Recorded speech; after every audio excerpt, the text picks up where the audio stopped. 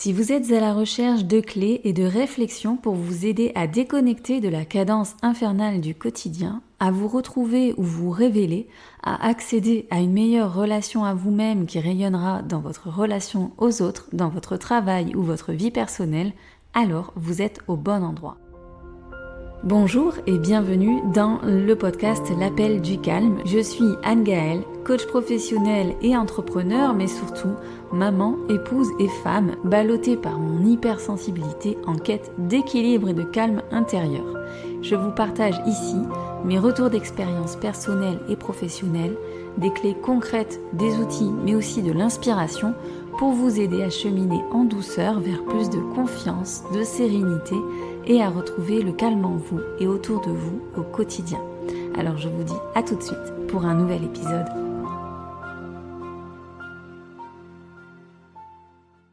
Bonjour, j'espère que vous allez bien depuis la dernière fois. Je suis vraiment ravie de vous retrouver aujourd'hui, très heureuse de vous retrouver. C'est vrai que je le dis à chaque épisode, mais c'est une réalité. Je vous imagine en fait juste en face de moi. Pendant que j'enregistre ce podcast, je visualise un ou deux visages que je connais et dont je sais que vous m'écoutez. Et puis j'imagine aussi ces visages des personnes qui ont pu me faire des retours sur ce podcast, que ce soit sur Instagram, dans les messages privés ou par email lorsque vous m'écrivez.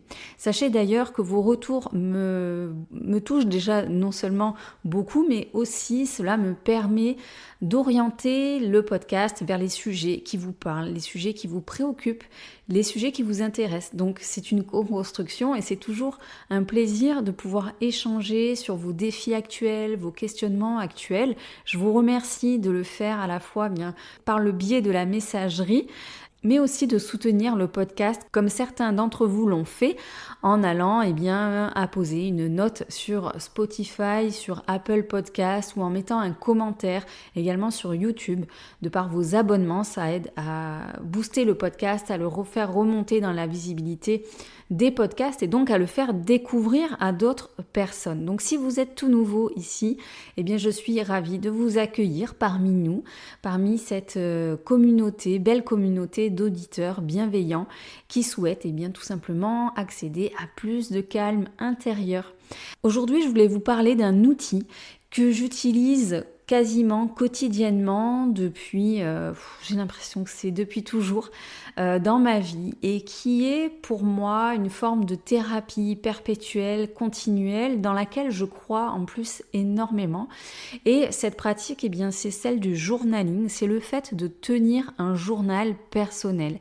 Et c'est vrai qu'aujourd'hui, cette pratique est de plus en plus reconnue pour ses bienfaits sur le bien-être émotionnel et mental et même sur le bien-être physique. Donc on va aller voir tout ça, explorer tout ça ensemble.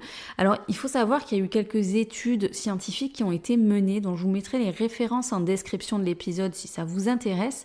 Et ces recherches suggèrent que le journaling peut avoir plusieurs avantages psychologiques et physiologiques. Et aujourd'hui, ce que l'on sait, c'est que écrire quotidiennement dans un journal, c'est une forme de rituel thérapeutique qui peut produire des bienfaits. Et des bienfaits qui peuvent être évalués au niveau scientifique. Donc je vous mettrai ces fameuses études en description. Si on pouvait résumer un petit peu ces différents bienfaits, le tout premier, ce serait le fait que cette introspection déjà que permet le journaling améliore la conscience de soi et la connaissance de soi. Puisque je dépose en fait mes sentiments, mes émotions, au fur et à mesure, j'apprends déjà d'une part à verbaliser ce que je vis, comment je vis les choses, comment je les perçois, j'apprends à nommer les émotions, à nommer ce qui se passe et à évaluer comment je perçois ces choses-là sur moi directement, sur mon bien-être mental, sur mon bien-être physique. Quelle incidence ça a dans ma vie? Pratiquer le journaling, ça permet de voir ce qui compte pour nous, ce qui nous fait du bien ou ce qui nous a fait du mal peut-être, et aussi les schémas que l'on répète dans notre vie. Le deuxième bienfait, c'est que ça permet de gagner en clarté mentale.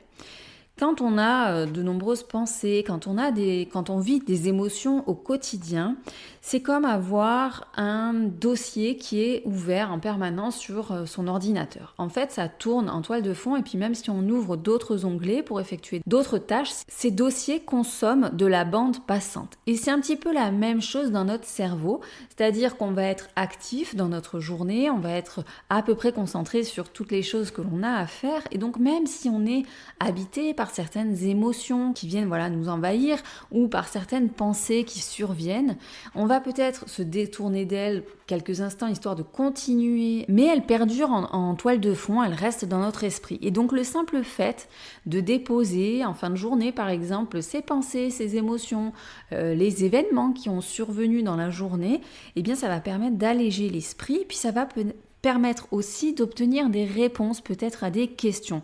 La première des réponses, eh bien tout simplement, ça peut être pourquoi je me sens comme ça. Vous savez, c'est un petit peu les jours où on se sent pas super bien, on se réveille un petit peu chafouin, on n'est pas super motivé, on peut se sentir tristouné et en fait on ne sait pas vraiment pourquoi. On se dit mais pourquoi je me sens comme ça? On peut accuser la fatigue, on peut accuser une mauvaise nuit, ce qui peut être tout à fait réaliste, mais parfois c'est juste une humeur qu'on n'arrive pas à définir et on n'arrive pas à savoir pourquoi. Eh bien le fait d'écrire va permettre d'amener de la clarté et peut-être des réponses sur cet état d'esprit. Le troisième point, et pas des moindres, c'est le fait que écrire d'une façon bien spécifique qu'on va voir juste après, ça permet de réduire le stress et l'anxiété. Donc c'est là que les études ont permis de valider, en tout cas ces bienfaits-là, et la réduction des symptômes de stress, d'anxiété, voire même de la dépression, en permettant en fait aux personnes de déposer, d'écrire leurs pensées, leurs émotions et ça permet en fait de mieux faire face aux situations stressantes et douloureuses que l'on peut rencontrer ou que l'on peut avoir rencontrées dans sa vie.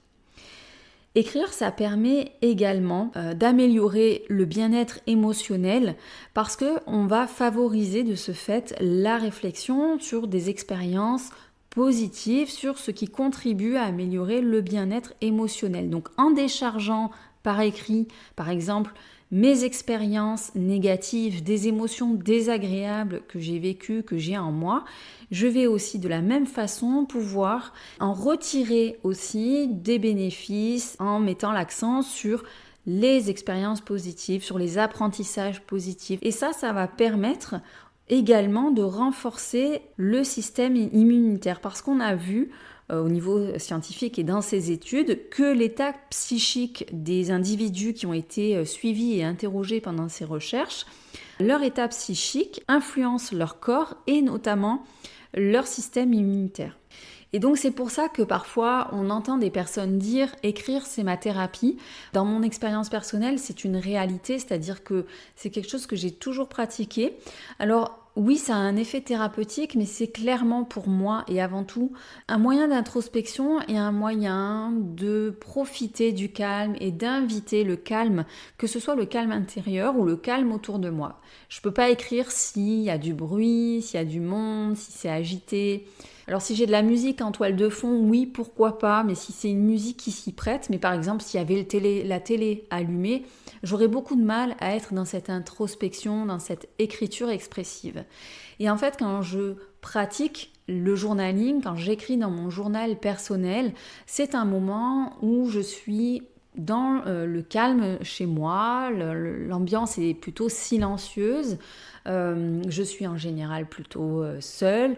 C'est rare que je le fasse quand il y a mes enfants qui sont là ou mon mari qui est là. En général, je le fais plutôt soit en tout début de journée, soit à la fin de ma journée de travail. Donc quand je suis dans mon bureau, dans mon petit espace personnel et que je peux soit être complètement au calme, soit justement mettre une musique d'ambiance, quelque chose qui va me permettre d'exprimer encore davantage ce qui est à l'intérieur de moi.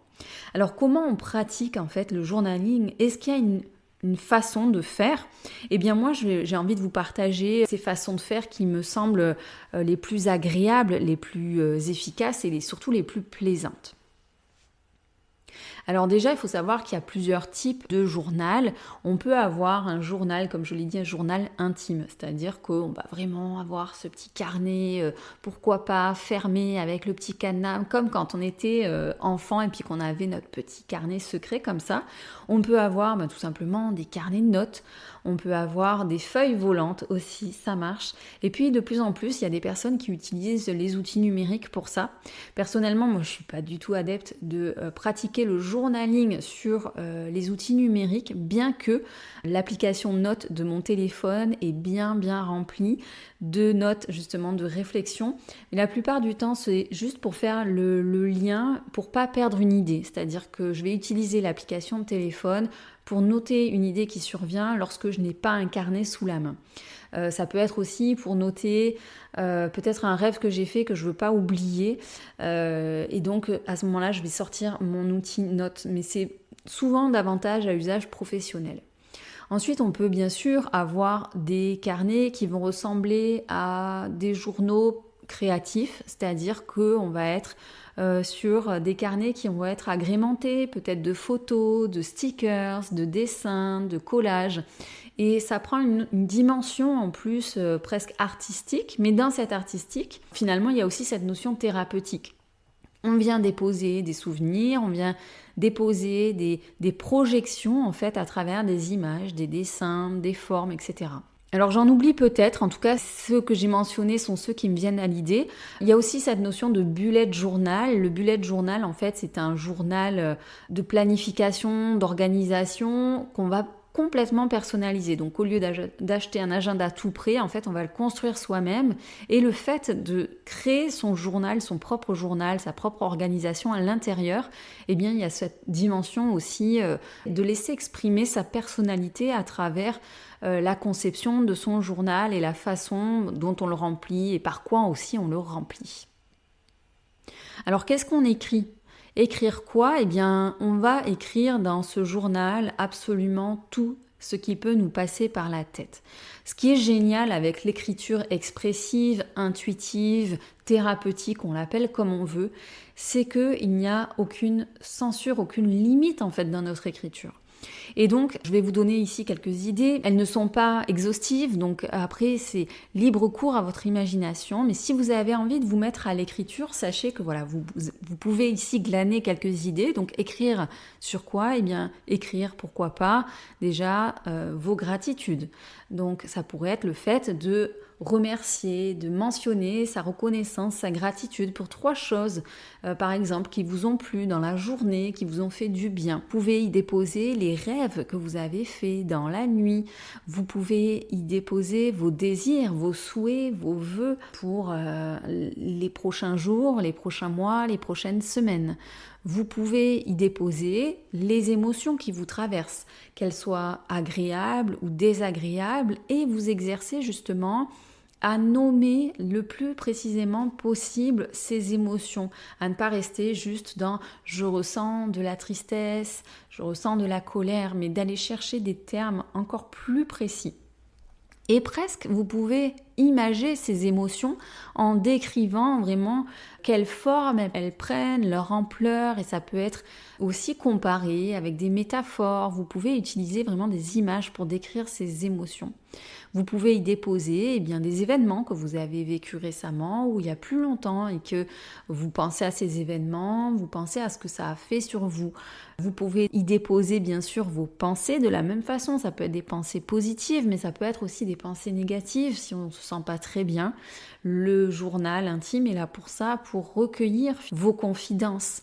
Ça peut être évidemment écrire vos secrets, vos confidences, des choses que vous n'oseriez dire à personne. Peut-être écrire sur vos parts les plus sombres de vous-même, peut-être celles sur lesquelles vous doutez, peut-être celles dont vous avez honte. Et ça vous permettra aussi d'aller nommer et de faire exister aussi ces parts de vous sans avoir peur de les dévoiler et puis peut-être aussi de les désacraliser, de déculpabiliser. Donc ça peut être vraiment ce type d'écriture. Vous pouvez aussi, par le biais de votre imagination, imaginer des univers, des personnages, comme si vous vouliez écrire une histoire, mais en fait, peut-être que cette histoire va justement parler un petit peu de vous. vous pouvez vraiment absolument tout vous permettre avec cette écriture expressive. L'important, c'est pas tellement le quoi, sur le quoi j'écris, qu'est-ce que je dois écrire, qu'est-ce que je peux écrire, parce que tout est permis. Alors pour vous donner quelques exemples, moi je suis adepte des carnets, j'aime écrire, j'aime le contact avec le papier, j'aime les jolis carnets, j'aime les jolis papiers, j'aime le fait d'écrire à la main. Donc j'ai beaucoup de carnets et puis chaque fois que je vais dans un magasin, je craque très très facilement pour des carnets. Donc c'est quelque chose que je collectionne un petit peu à la maison et j'en ai toujours d'avance. Oh, je me dis ça peut servir, ce sera toujours utile. Et donc au fil de l'eau, j'ai créé une espèce d'organisation dans mes carnets parce que j'en avais beaucoup. Alors déjà j'ai commencé par reprendre mes carnets, par les numéroter pour avoir un suivi, pouvoir revenir dessus au bout de quelques temps, les relire avec une certaine chronologie. Mais j'ai aussi organisé mes carnets en différentes thématiques parce qu'en fait j'écris réellement quasiment pour tout. Donc il y a d'une part des carnets qui sont spécifiquement dédiés au fait de déposer mes émotions, mes pensées, tout ce qui est très intime, personnel. Donc je vais y déposer les rêves que j'ai faits, parce que les rêves parfois sont vraiment troublants, donc j'ai le besoin de les déposer. Parce qu'aussi, j'aime bien déposer mes pensées quotidiennes, etc. Ça me permet de voir un petit peu l'évolution. Et puis parfois, en relisant ces carnets, j'y trouve aussi de l'inspiration pour partager ensuite du contenu, parce que je me dis, tout ce que j'ai vécu, ressenti, etc., c'est aussi ce que ressentent d'autres personnes, donc je peux les utiliser dans ce sens-là. Ensuite, j'ai un carnet qui est dédié plus à l'imaginaire, des carnets d'idées, en fait, d'idées, de choses que j'ai envie d'écrire. Cette fois-ci, d'écrire sous forme de roman ou sous forme d'histoire ou recueil de pensées, voilà, plus romancé. Donc parfois, quand je glane des idées, que j'observe une scène, que j'entends des choses, ça me permet de noter pour pas oublier ces idées-là dans ces carnets-là. Ensuite, j'ai mes carnets bullet journal qui sont vraiment l'organisation que j'ai au niveau professionnel. Et ça, ce sont des carnets dans lesquels je peux donc à la fois noter mes rendez-vous, mais où je vais noter aussi des petites notes importantes, donc entre autres les to-do list, les objectifs que je souhaite accomplir, mais aussi ce que j'ai déjà accompli, mes petites célébrations. Je vais y noter peut-être des envies, des idées aussi professionnelles. Je vais noter des contacts, des choses pratico-pratiques, mais qui me permettent aussi de célébrer un petit peu les avancées. J'ai également un journal de gratitude, donc là c'est uniquement dédié donc à déposer et à écrire mes gratitudes. Et quoi d'autre? Je les ai sous les yeux, donc j'essaye de visualiser en même temps. Oui, j'ai mes carnets de projets. Alors j'ai un carnet de conférences, formations, donc ça c'est le carnet que j'emporte avec moi quand je vais suivre une conférence ou une formation, et puis que je veux noter des idées, aussi relever des petites citations, des phrases, les idées principales. Donc ça c'est le petit carnet de conférence que j'apporte avec moi quand j'assiste à un événement. J'ai le carnet de projets qui lui est le carnet avec les différents projets qui se succèdent, que je souhaite mettre en place, que j'ai mis en place ou non. C'est parfois juste des idées, mais ça me permet d'avoir tout qui est centralisé au même endroit. Donc je n'ai plus à chercher dans mes multiples feuilles qui s'éparpillaient à droite à gauche. C'est dans des carnets et chaque carnet a sa fonction spécifique. Pour moi, en termes d'organisation, c'est du gain de temps. C'est un rangement qui est clairement mieux que d'avoir des feuilles volantes à droite à gauche ou des post-it. Donc maintenant, tout est dans des carnets. Vous n'êtes pas évidemment obligé d'avoir un carnet pour chaque chose. Chacun est libre de trouver sa propre organisation. Ce qui compte, c'est la façon dont vous pratiquez le journaling. Et là, j'ai quelques recommandations à vous faire pour vous aiguiller, vous guider, vous aider. Si c'est une pratique qui pourrait vous plaire, mais sur laquelle peut-être vous vous sentez pas encore tout à fait légitime ou vous ne savez pas trop encore comment vous y prendre. Alors déjà, la première des choses, c'est que ça doit être facile. Ça ne doit pas devenir quelque chose de complexe et ça doit encore moins devenir une contrainte. Le fait d'écrire doit être vraiment facile et pour ça, il faut trouver déjà d'une part le moment de la journée qui vous convient le mieux pour écrire et ça peut être une fois le matin, une fois le soir. En tout cas, ça va être pas forcément un rituel à respecter et tous les soirs à telle heure je vais écrire 10 minutes. Non. Franchement, moi, toutes ces routines qui deviennent en fait des contraintes, j'aime pas trop ça. Donc en fait, l'idée pour moi, c'est que l'écriture, ça doit rester un moment de plaisir et ça doit être donc facile. Donc parfois j'ai envie d'écrire le matin, parfois j'ai envie d'écrire le soir, parfois j'ai envie d'écrire à 14 heures, peu importe. En fait, l'idée c'est de s'y mettre 10, 15, parfois 5 minutes. Et d'essayer de le faire assez régulièrement.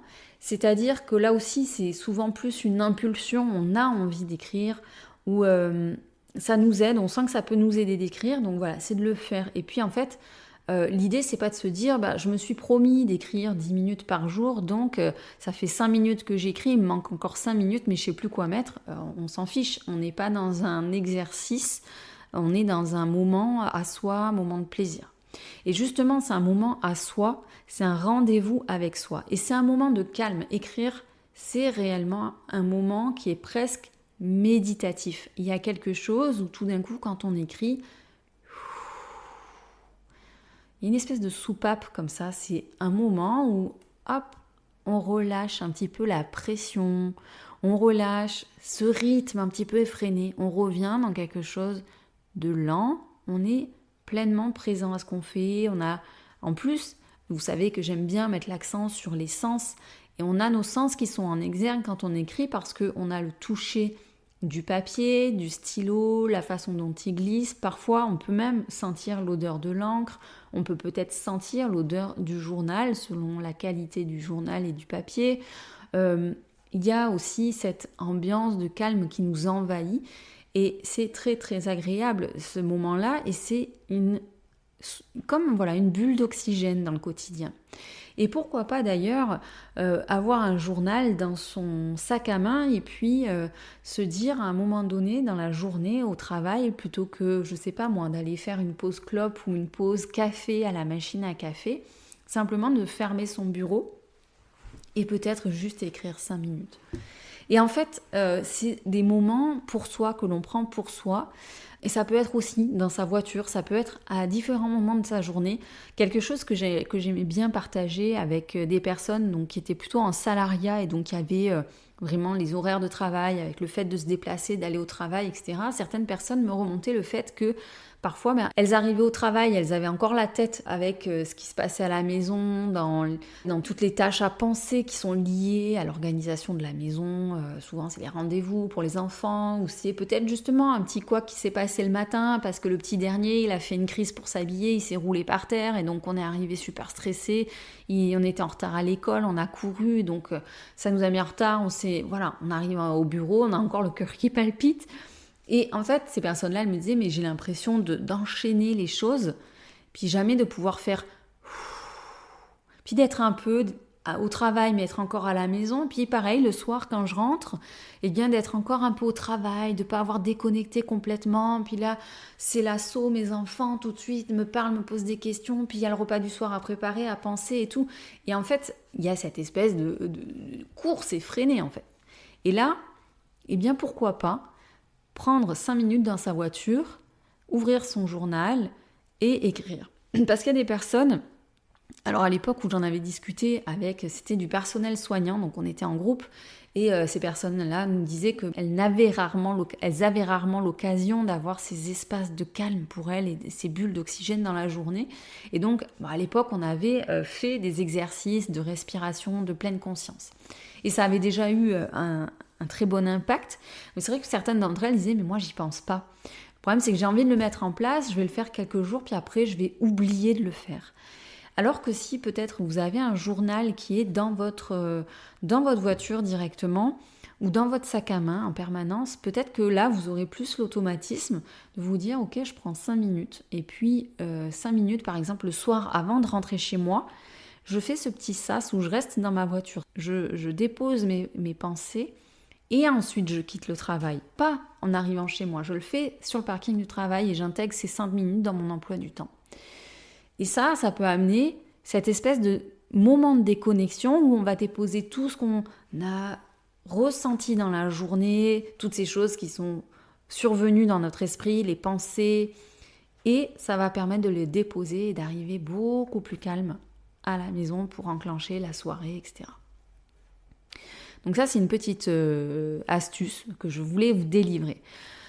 Ensuite, selon moi, écrire de cette façon, c'est surtout un espace de liberté et de non-jugement. C'est-à-dire que l'idée aussi, et c'est peut-être ce qui est plus difficile quand on démarre, c'est d'écrire sans se censurer. L'idée, c'est d'être vraiment libre d'écrire ce qui nous vient, sans imposer de règles dans notre écriture, et puis d'écrire sur n'importe quel sujet qui nous vient à l'esprit, que ce soit donc nos pensées, nos rêves, les objectifs, n'importe quoi, d'écrire notre journée, ce qu'on veut, mais de l'écrire de façon honnête, d'être le plus honnête possible avec soi-même. Et ça, c'est peut-être ce qui peut sembler le plus difficile au départ, ça peut sembler très inconfortable d'être complètement honnête et d'être complètement libre d'exprimer absolument tout ce que nous ressentons, ce que nous vivons et ce que nous pensons. Et là, il peut y avoir de l'autocensure qui est normale au départ parce qu'on peut avoir un petit peu peur peut-être d'être habité par certaines pensées, certaines émotions, par certains mécanismes, comportements que l'on découvre comme étant presque réels parce qu'on l'écrit. Et donc là, ça peut effectivement mettre un frein. Mais moi, je vous invite vraiment à être dans cette expression la plus libre possible et à vous dire que votre carnet, c'est un espace de non-jugement. C'est aussi un espace de non-jugement parce que vous pouvez écrire sans vous préoccuper de la grammaire, sans vous préoccuper du style. L'idée, c'est d'écrire exactement comme les choses vous viennent. Et qu'importe s'il y a des fautes d'orthographe, qu'importe si vous n'écrivez pas comme Verlaine ou Rimbaud ou Baudelaire, on s'en fiche, c'est pas le but. Aussi pour vous y mettre de façon assez fluide, de façon légère, vous pouvez débuter simplement en écrivant 2-3 phrases et puis vous pouvez augmenter ensuite le nombre de phrases que vous allez écrire. Mais parfois, dans mon expérience, parfois j'ai envie d'écrire 3 pages et il y a des jours où je vais écrire 2 lignes. Et en fait, moi je suis vraiment mon intuition et je ne m'impose rien dans cet exercice d'écriture. Et c'est ça qui est merveilleux, c'est de vraiment ne rien s'imposer, être complètement libre et de tout s'autoriser avec cette écriture. Enfin, je dirais que la dernière chose, c'est cette prise de recul, c'est-à-dire que de temps en temps, j'aime, alors quand je dis de temps en temps, c'est 2 fois par an, hein, c'est pas tous les mois, 2 fois par an, j'aime bien revenir en arrière, reprendre des carnets qui datent de plusieurs mois en arrière, mais parfois aussi de plusieurs années en arrière, et de les relire. Et honnêtement, parfois c'est assez troublant parce qu'on peut y découvrir que l'on redit les mêmes choses, que l'on revit les mêmes choses, peut-être que le contexte a un petit peu changé, mais en fait le fond est toujours là. Peut-être qu'on va découvrir comment on a évolué, et c'est ça qui est super agréable aussi, bien sûr, c'est de découvrir comment on a évolué, les ressources à travers les événements vécus qu'on a mobilisés. Quelle personne on est devenu, comment ça s'est transformé dans notre vie. Et ça, c'est magique parce que c'est quelque chose dont on a peu conscience quand on fait assez peu d'introspection ou qu'on ne prend pas le temps de prendre du recul. Justement, c'est que c'est normal. On a l'impression que tout est normal et puis on ne se rend pas bien compte de ce que l'on fait. Et là, cette prise de recul, le fait de revenir périodiquement, lire ce que l'on a écrit, ça permet de se rendre compte de réellement ce qui s'est passé entre-temps et de toutes ces qualités, forces, cette imagination, cette créativité qu'on a mobilisée pour surmonter des épreuves, pour atteindre des objectifs, pour dépasser ces émotions qui étaient négatives par exemple et dans lesquelles on se sentait plombé. Peut-être qu'aussi le simple fait de relire justement ces textes où on parle d'émotions négatives, d'expériences négatives, et si on se sent toujours dans ce même schéma, ça peut aussi nous faire prendre conscience qu'on répète des choses. Et là, attention, il faut avoir l'honnêteté aussi de se dire mais pourquoi ça se répète ? Qu'est-ce qui fait que ça se répète ? Et comment je peux faire pour changer ça ? Enfin, je dirais que le tout dernier point, c'est celui de le faire de façon décomplexée, de vous autoriser à ce que ce soit complètement imparfait. Moi, j'adore aller sur Internet pour prendre des idées, regarder des gens qui font des carnets et en général, Si vous allez sur Pinterest ou sur Instagram par exemple, vous allez découvrir des gens qui font du journaling et leurs journaux sont absolument magnifiques. C'est super bien écrit, c'est super bien organisé, parfois il y a de la couleur, il y a ce côté artistique, parfois il y a des dessins, et puis il n'y a pas de rature, c'est propre. Et en fait, au départ, quand je m'étais mis à faire plutôt du bullet journal, parce que dans mes carnets personnels, j'ai moins cette pression de vouloir faire quelque chose de joli, d'ailleurs je ne l'ai pas du tout. Mais dans le bullet journal, comme c'est un agenda finalement que j'utilise quotidiennement, je me disais, mais si je me rate, je vais toujours tomber sur ces ratures, sur ces trucs moches. Donc j'avais envie que ce soit joli, sauf que en fait c'était devenu compliqué parce que moi je suis pas dessinatrice ni graphiste, donc j'ai pas vraiment ça dans l'âme. Donc au final j'ai utilisé des planches prédécoupées, donc là que j'avais trouvées chez Cultura et qui permettent de personnaliser son journal et de le structurer de façon assez simple, assez facile. Aujourd'hui, j'utilise Canva pour faire certaines trames et puis encore plus dernièrement, j'ai abandonné en fait l'idée de créer mes pages mensuelles de calendrier et donc j'en ai acheté un tout prêt parce que cette année, j'avais pas envie de passer du temps là-dessus. Par contre, dans mes journaux, un jour je vais écrire en bleu, un jour en noir, un jour en violet. Parfois il y aura des ratures, parfois je vais mettre du blanco, parfois je vais faire des dessins qui seront mignons, puis parfois il y aura des dessins moches. C'est pas grave. L'idée c'est de décomplexer avec le côté esthétique, le côté bien ordonné. Parfois je saute une page et puis donc je suis Enfin, au final, ce carnet, il vous représente malgré tout. Alors, ça peut être intéressant de regarder comment vous le jugez justement, mais ce qui peut être encore plus intéressant, c'est d'y mettre de l'affectif et de, quelque part, avoir une certaine bienveillance à l'égard de ce carnet qui comprend finalement une énorme part de vous-même, de votre vie. Et la vie, elle est tout sauf lisse, elle est tout sauf parfaite, y compris dans la nature. La nature est parfois magnifique et parfois absolument horrible. Quand il y a des catastrophes, elle bouleverse tout et elle révèle des parts moins jolies. Exemple, avec une coulée de boue par exemple ou un effondrement de falaise, eh bien ça laisse des traces et c'est pas parfait, c'est pas toujours ultra linéaire, c'est pas toujours beau. Donc les carnets finalement sont à l'image de notre vie, de ce que l'on traverse, du vivant. C'est vivant, un carnet, c'est vous-même. Donc voilà, je ne sais pas si ce partage autour de cette pratique vous donnera envie de vous y mettre. Je serais hyper curieuse de savoir si c'est quelque chose que vous faites déjà et ce que vous en pensez, si pour vous dans votre vie ça fait une différence, cette pratique du journaling. N'hésitez pas à me partager peut-être votre amour des beaux carnets, puis vos astuces journaling. Si vous avez aimé cet épisode, n'hésitez pas à mettre une jolie note sur Apple Podcast, sur Spotify, à vous abonner bien sûr au podcast et à mettre un commentaire encourageant pour inviter d'autres abonnés à le découvrir. Voilà, j'espère que cet épisode vous a plu. On se retrouve dans 15 jours avec un autre sujet pour créer le calme en nous et autour de nous. À très bientôt. Merci pour votre écoute d'aujourd'hui. Si vous avez aimé ce podcast et pour ne rien manquer des prochains épisodes, suivez-moi sur votre plateforme de podcast préférée. Si vous pensez que son écoute peut être utile à un proche, n'hésitez pas à le lui partager afin de le soutenir dans son cheminement personnel. En attendant le prochain épisode, retrouvez-moi sur les réseaux sociaux. Je vous dis à très bientôt et d'ici là, n'oubliez pas de répondre à l'appel du calme.